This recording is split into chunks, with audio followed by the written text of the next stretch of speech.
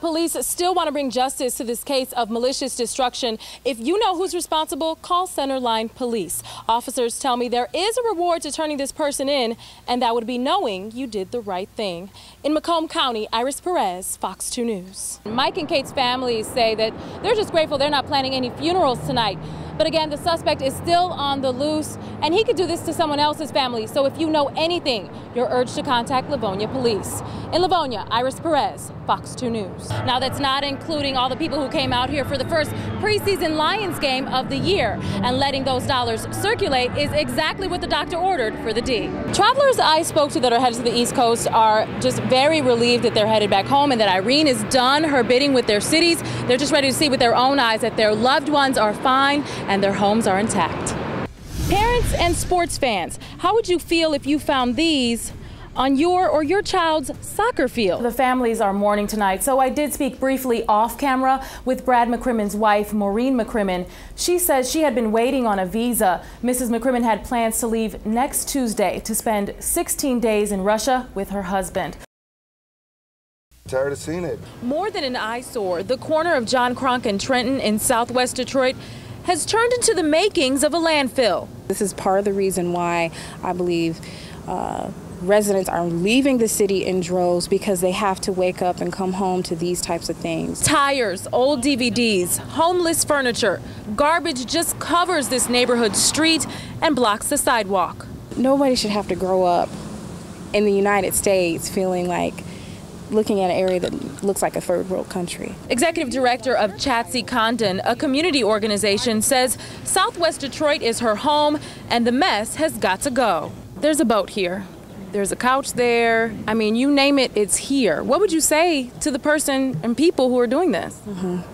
I'd like to bring it back to you and put it on your front lawn, and have your neighbors, ostracize you and point the finger at you for leaving this here. Residents of the area just roll past the makeshift trash zone every day. Some believe vandals do it overnight and that there's only one solution. Just have somebody down here 24 hours ticketing the people that are coming dumping the stuff off. When Lewis contacted city leaders, the city says we can't come out, we can't do this, so we have to do it ourselves. We headed downtown to get answers from city staff. We stopped by Public Works and even the mayor's office. We're still waiting to hear back from them. We need their help and support, but we can't continue to wait on them any longer. Now, if you want to get involved, Saturday's your chance. The Chatsey Condon will be here on the corner of Trenton and John Cronk with as many volunteers that show up from 9 to 1 to help put a stop to this urban blight. In Detroit's southwest side, Iris Perez, Fox 2 News. It was sad to see because there was just blood all over him, his hands, everything. So it just broke our hearts. Mike Bassler's mother says it's a miracle her son and his girlfriend Kate Morin are alive tonight. This is not fair. They're supposed to start their life together and have a good life together, and this is not how anyone deserves to start their life together. The happy couple was driving eastbound on I-96 back from their one-year anniversary celebration in Chicago. It was just east of Farmington when a man driving a stolen F-350 came barreling down the wrong side of Schoolcraft and hit them head on. A lot of rehab for Mike. Just take care of him the best I can. The couple was taken to Botsford Hospital. Mike, with a broken femur, was in surgery Thursday evening. Kate suffering airbag and seatbelt wounds that scorched her eyelashes. If this person does this again, next time the person he hits might not get so lucky.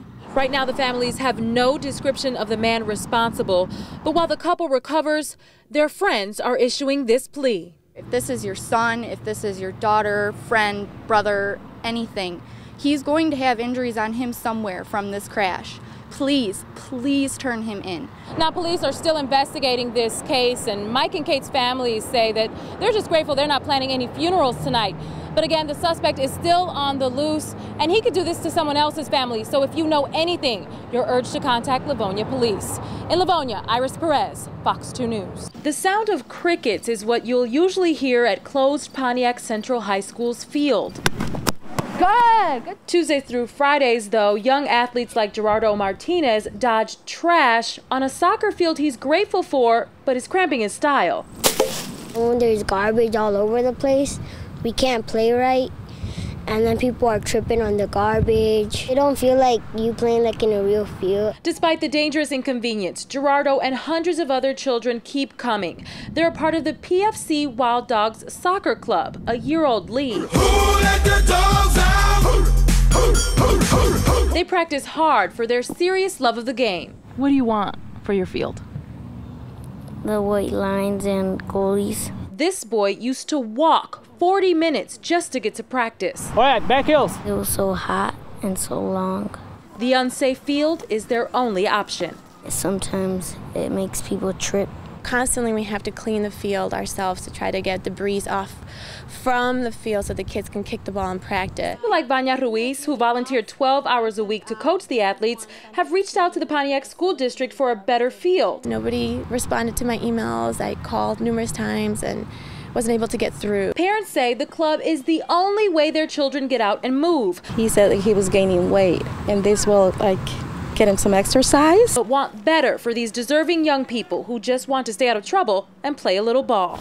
I would like it if they could move us to like a bigger field that there ain't a lot of garbage and holes around, and that we could play better.